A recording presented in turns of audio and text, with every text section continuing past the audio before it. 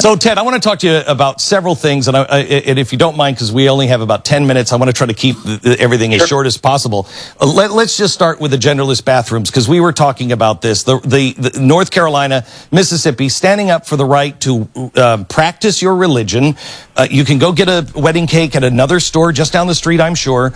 Practice your religion, and the genderless bathrooms. The UK has just came out with a travel advisory to LBGT in London and England that you should be warned about North Carolina and Mississippi. Well, listen, we have gone off the deep end. This is absurd. Number one, religious liberty is our founding liberty. This country was literally founded by men and women who were fleeing religious oppression and coming to a land where we could live according to our faith and conscience without government getting in the way. And it wasn't too long ago that religious liberty was a bipartisan commitment. It has only been in recent years that the modern Democratic Party, aided and abetted by the mainstream media and Hollywood, has decided religious liberty is inconsistent with their extreme political protections, political bias, and that's just wrong. And I think the 2016 election will be about many things, but one of the things it will be is a religious liberty election. If you believe that the First Amendment protects the rights of all of us, of Jews, of Christians, of Muslims, of atheists, of all of us, to live according to our faith, then there's only one candidate running who has spent his entire adult life fighting to defend religious liberty and the First Amendment and the Bill of Rights and the Constitution. Okay, Ted, tell me this. How do you, and then we'll get off this. I'm sorry, we got to move as quickly as we can. How do you make the case to people? This isn't because I hate transgendered people. I'm concerned about my daughter and my wife in a bathroom, not from the transgendered people, but from the inevitable heterosexual pervert. Yes, the heterosexual pervert that will use this. Well, look, part of it, Glenn, this is not complicated to make the case. Most people know this intuitively. As you know, my daughters are 5 and 8. My 5-year-old knows the difference between boys and girls. You've got the Obama Education Department suing to try to force junior highs to let teenage boys shower with teenage girls. Oh, my gosh. That's crazy. It's just, that's not a reasonable position. It is simply crazy. And the idea that grown men would be allowed alone in a bathroom with little girls. You don't need to be a behavioral psychologist to realize bad things can happen, and any prudent person wouldn't allow that. And it is only the lunacy of political correctness. ESPN fired Kurt Schilling for making the rather obvious point that we shouldn't allow grown adult men, strangers, alone in a bathroom with little girls. That's a point anyone who is rational should understand. I will tell you that we always hear from the left on gun control. If it will just save one person, then we should do it. If this would just save one little girl from being molested by a heterosexual pervert, we should do it. Let me switch. And Glenn, look, I was Solicitor General of Texas for 5.5 years. I handled case after case after case of child molesters, of pedophiles, of people who abuse little kids. These are serious issues, and when you deal with people who are repulsive perverts and criminals, you need to, there are some bad people in the world, and we shouldn't be facilitating putting little girls alone in a bathroom with grown adult men. That is just a bad idea. All right. Let's talk about Indiana, because this is where we told the audience last week we're going to feel bad for the next couple of weeks. You had more votes in Wisconsin than Donald Trump had in New York. But yet, this is the big thing and not Wisconsin. And we knew that we were going to feel bad. Indiana, sure. Tell me about Indiana. And why should people there vote for you? Listen, Indiana, I believe, is going to be one of the most pivotal states of this entire election. Indiana is coming up soon. In fact, I'm flying to Indiana this afternoon. I'll be in Indiana this evening. We've got a spate of states in the Northeast that have tended to be more liberal, and they're states that right now the polling suggests in several of them are leaning Donald Trump's way. He may have a good day next Tuesday. We're competing. We're trying to earn delegates as we can. But then right after that, the calendar moves west, and Donald has had a terrible problem west of the Mississippi. He has great difficulty getting votes west of the Mississippi, and it moves to Indiana, to Nebraska, to South Dakota, to Montana, and then to Washington and Oregon and California. Indiana, I believe, is going to be a pivotal state, and it's a pivotal state in the basic choice. Do we want to get behind a positive, optimistic, forward-looking, conservative campaign? We want to get behind a campaign with real solutions to the problems. My top priority as president is jobs and economic growth, bringing jobs back to America, raising wages for working men and women, stopping Washington from hammering small businesses so we can get the economic growth that makes us who we are. I think that's what Indiana wants. And my focus is on jobs, freedom, and security with real solutions. I'm the only candidate in the race with real substantive solutions to bring jobs back, to keep us safe, to defeat radical Islamic terrorism. And I think that's very much what the people of Indiana and the people of this country want in our next president. I was having a conversation with somebody yesterday, and they said the reason why they liked you is because you were not saying things like, I'm going to force these companies to come back. The water is already under the bridge on that. Constitutionally, you can't do that. That's a dictator that does that. But also, the manufacturing jobs that were here are gone. There is a new horizon in America. It's like being in the industrial age and a farmer talking to Edison or to Henry Ford and saying, no, I want my horses. I want my horses. No, this is going to be different, but it's going to be good. It will create more jobs. It won't destroy the plow as we know it. It will transform everything. Well, and Glenn, the statement that I'm going to force these companies to come back, that's the sort of statement Barack Obama or Hillary Clinton makes. That's a statement made by a big government liberal who believes you use government power to punish those who are fleeing what you've done to them in the first place. I'll tell you what I'm going to do as president. I'm not going to punish companies and force them to come back groveling on their knees through force of government power.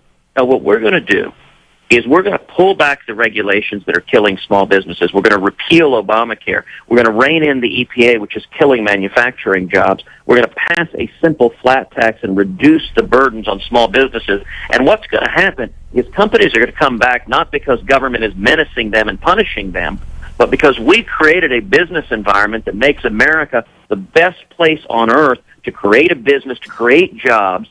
And in 4 years, Glenn, I promise you this, other countries are going to be talking about corporate inversions and complaining, why are our companies fleeing our nations and going to America? And the answer is going to be just like with Ronald Reagan in the 1980s, because we created an environment that allowed the American free enterprise system to take off, and combined with getting the ridiculous barriers on our energy system out of the way from the federal government, stopping the war on coal, allowing us to develop our energy, manufacturing jobs will come back to America, but we will compete and beat China and Mexico, not based on low-cost labor, but based on abundant, low-cost energy that God has given this country if the federal government will just allow the private sector to do what we do best. Ted, yesterday, it was kind of kicked up everywhere because of an interview you did with Sean Hannity a couple of nights ago. Sean wrote to me and he said, Glenn, we have talked about this many times. I am not for Donald Trump. I am not a surrogate. You are a surrogate for Ted Cruz. And he said, I've tried to ask Ted that question about how the delegates work over and over again, and he gets hostile. That was his perspective. I don't want to talk about the dust-up. What I do want to talk about is, can you explain for the American people that don't know how this system works, that this is not a stealing, that this is how does this system work, and why should the American people have confidence in it? Sure. And at the end of the day, it's simple. People vote, and we elect our president. In state after state after state, people vote, and you elect, you decide who the nominee will be. So let's take prior to New York, because the media is breathlessly reporting with great excitement that Donald Trump won his home state, which everyone knew he was going to do and is not a surprise. Prior to New York, we had 5 states vote. Utah, North Dakota, Wisconsin, Colorado, Wyoming. In all 5 states, we won landslide victories, massive victories. 5 states in a row, 5 very, very different states. Now, as you and I both know, Donald Trump does not handle losing well. He throws a fit. He gets very upset. He cries. He whines. And so his response is he attacks the voters. He attacks the voters because he can never accept any blame on himself. So it's got to be somebody else. So he's been screaming. He's been screaming that the elections were stolen from him. Glenn, do you know that over 1.3 million people voted in those 5 states? To put that in perspective, that is more people than voted in the state of New York. Now, Donald thinks the views of Manhattan should decide the Republican nomination, but the views of over 1.3 million people in 5 states are utterly irrelevant and represent a theft of democracy. This is nonsense. It's silliness. And unfortunately, there are too many media people who echo Donald's silliness rather than just laughing and saying, Donald, you lost an election. The people voting against you is not stealing. It's simply the people choosing another candidate who is a stronger conservative with a real record. I want to just point out that he doesn't believe that Manhattan should decide the election because that would mean that it would go to John Kasich and not to him. But the thing I think that people are confused on is the second ballot, because we haven't seen one like that for a while. Yeah. So you go, and he's saying you're stealing them by going in undercover at dark, and you're getting your delegates elected, or you're telling them, hey, after you vote the first time, vote the second time. That's where I think his concern is. Well, no. His concern, he attacked the voters in those states. The chairman of the Republican Party in Colorado got multiple death threats from Donald Trump supporters, claiming that the fact that in Colorado over 65,000 people had voted, that was somehow a theft because they had the temerity to vote against Donald Trump. He's attacking the voters. So I think, by the way, your comment about Kasich, one thing to understand, Donald is thrilled with votes for Kasich. Kasich is a spoiler. Mitt Romney made it very, very clear 3-4 weeks ago when he said a vote for John Kasich is a vote for Donald Trump. And you want to understand just how true this is? The person running Donald's campaign is business partners with the person running John Kasich's campaign. Charlie Black and Paul Manafort have been lobbyists in Washington for decades. Really? They are business partners. That would be like, Glenn, you run one campaign, Stu, you run the other. Is that going to work well? No one's going to be surprised when, gosh, the two seem to work coincidentally. John Kasich is auditioning to be Donald Trump's vice president, and his role is to split votes away to enable Donald to win states he wouldn't otherwise win. Unbelievable. Kasich knows he has no path to winning.